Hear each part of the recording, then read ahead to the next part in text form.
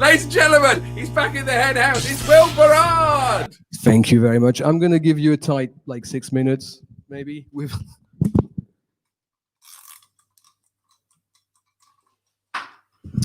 Yes, so it is my birthday. I'm not really big on birthdays, as you can imagine. Obviously, if I was, I would be celebrating, not talking into my webcam like some kind of crazed eyes conspiracy theorist. But here we are.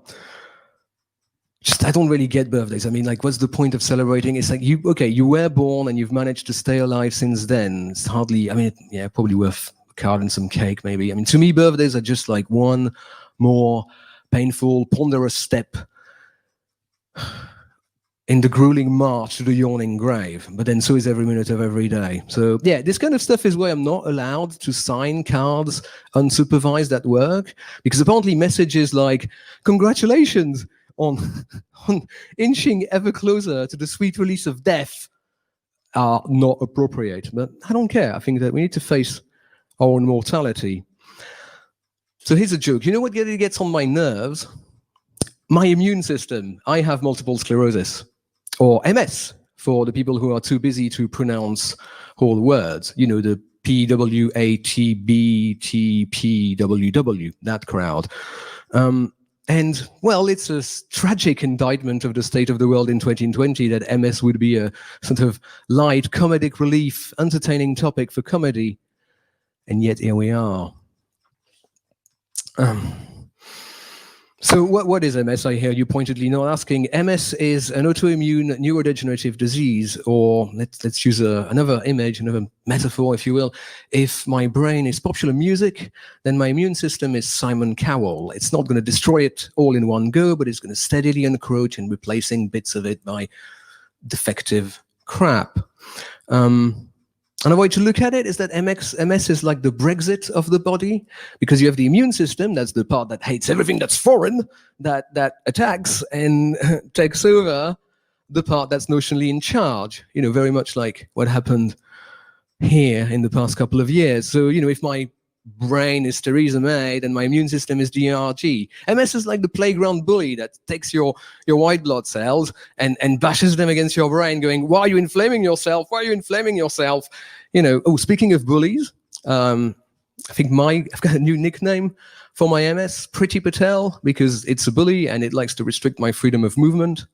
Oh, for the Americans, Pretty Patel is the Home Secretary, so it's like the boss of police and border force and so on. It's like, if you imagine like Sarah Huckabee Sanders, but in brown face, with, instead of having a sort of perma frown, she's got a perma smirk. It's like that.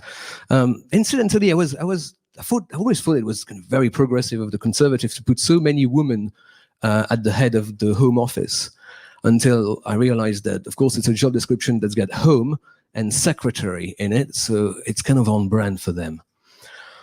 So it does restrict my freedom of movement with something called spasticity, that's muscle spasms and stiffness.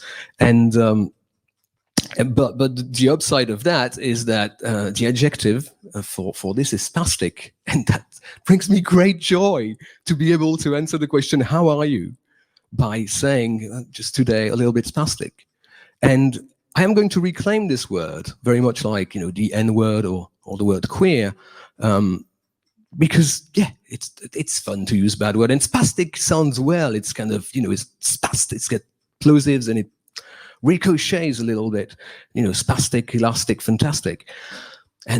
And then you've got spaz, the sort of younger, hipper cousin with the double Z to give it a bit of pizzazz, like jazz, and all of the derivatives, spazoid, Spazotron 2000, Spazotron 3000, Spazotron 4, I mean, there's a lot of them, Spazgetti alla Arrabbiata, and my personal favorite is that I call the actual name, I think, is the International Accessibility Symbol. That's the handicap logo with the wheelchair pictogram, right?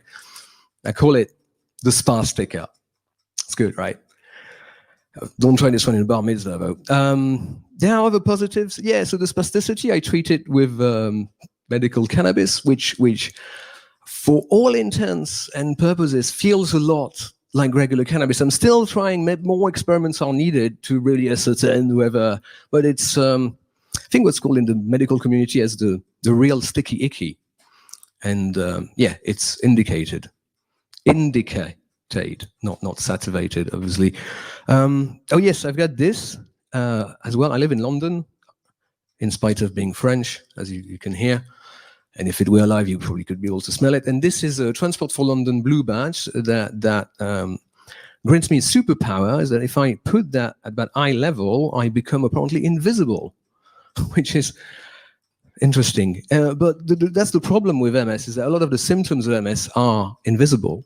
And in fact, it has to be fairly advanced for it to become visible. So, I used to think that maybe the only thing with MS is I've got to look forward to is an early retirement and an early grave, if I'm lucky in that order. But now I'm thinking that, when I hit my 50s, I can have my bit of my second or third midlife crisis and treat myself to a shiny, new, red Italian sports wheelchair.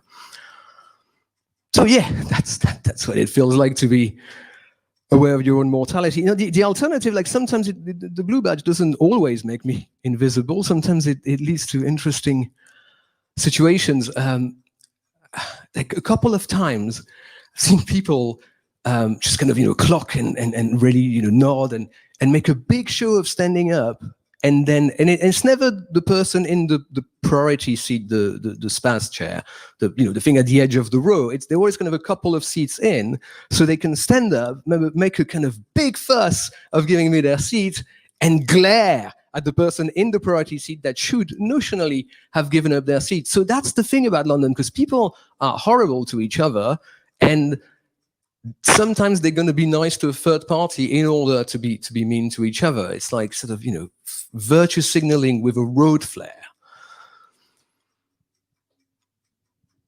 Surely that should be done. My egg.